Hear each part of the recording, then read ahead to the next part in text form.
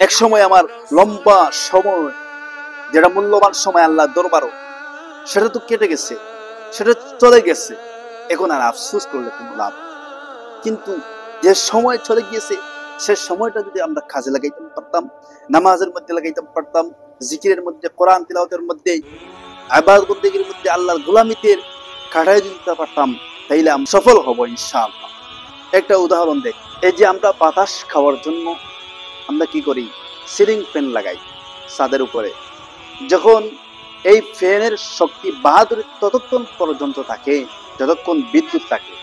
বিদ্যুৎ চলে যাওয়ার পরে সে তার আর বাহাদুরি থাকে না, তার আর শক্তি থাকে না। এরপরেও কারেন্ট যাওয়ার পরেও সে 2-1 মিনিট চলে, কার শক্তিতে? ওই যে আগে যে বিদ্যুৎ ছিল সেই শক্তিতে চলে। ঠিক তেমনি ভাবে আমরা যখন যৌবন কাল পাই, এই যৌবন কাল যখন সঠিকভাবে পুঙ্খানুপুঙ্খভাবে আল্লাহর গোলামির মধ্যে খাড়ায় যদি দিতে পারি, তাহলে বার্ধক্যে এসে তখন আমরা যদি জামাতে মসজিদে গিয়ে নামাজ না পড়লেও ঘরের মধ্যে নামাজ পড়ার কারণে আল্লাহ রাব্বুল আলামিন আমাদের আমলনামায় জামাতের সওয়াব লিখে দিবেন। সুবহানাল্লাহ।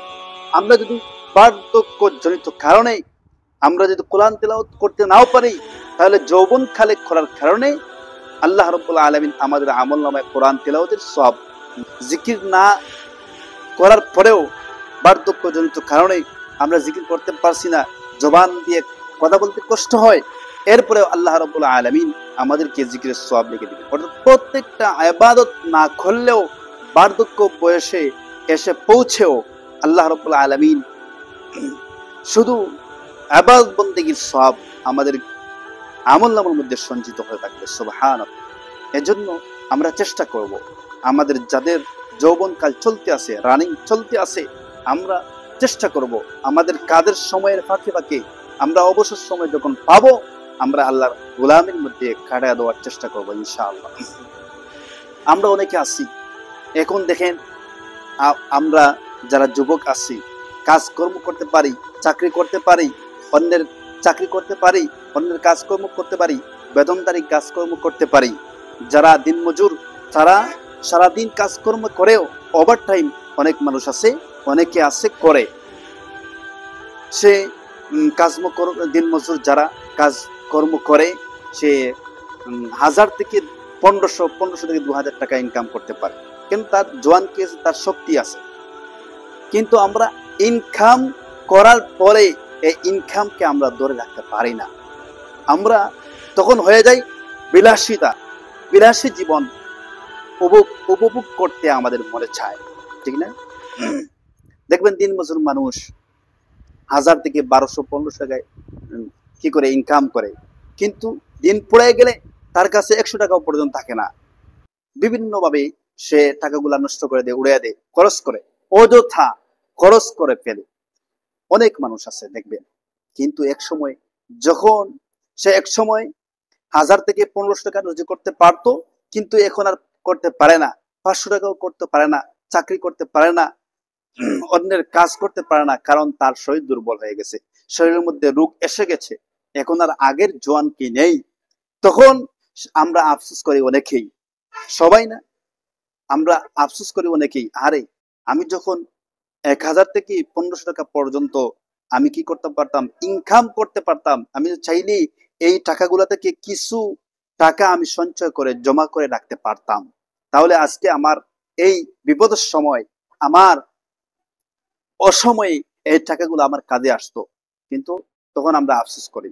এজন্য বলবো যে ফকিরে আসার আগে আগে আমাদের যারা অবস্থা ভালো আছে, ধন দৌলত আছে, ব্যাংক ব্যালেন্স আছে, টাকা পয়সা আছে, আমরা এগুলাকে ধরে রাখার চেষ্টা করব। বিনা কারণে আমরা অযথা খরচ করব না, জমা করার চেষ্টা করব। অবশ্যই এই টাকার মধ্যে বরকত আসবে, হালাল টাকার মধ্যে বরকত আসবে। অবশ্যই আমাদেরকে মুসিবতের সময় এই টাকাগুলা কাজে লাগবে ইনশাআল্লাহ।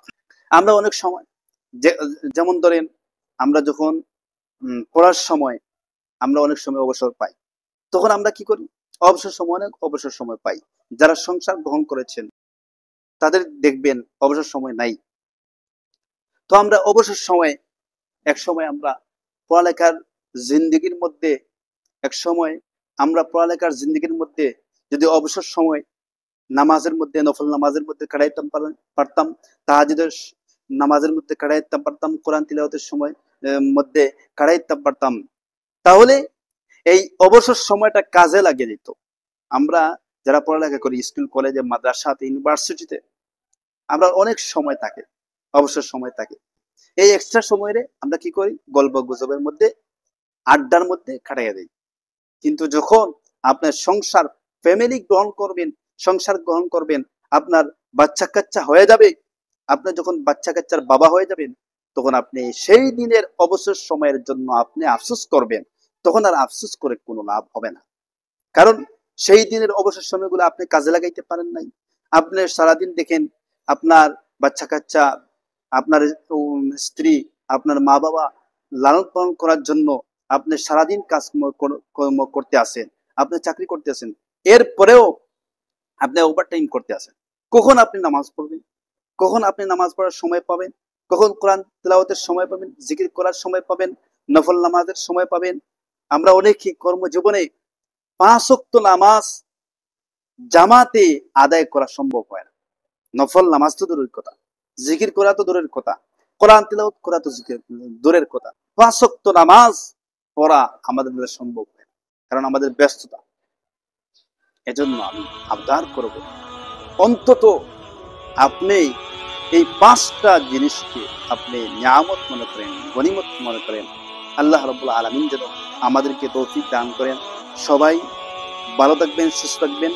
আসসালামু আলাইকুম ওয়া রাহমাতুল্লাহি ওয়া বারাকাতুহু।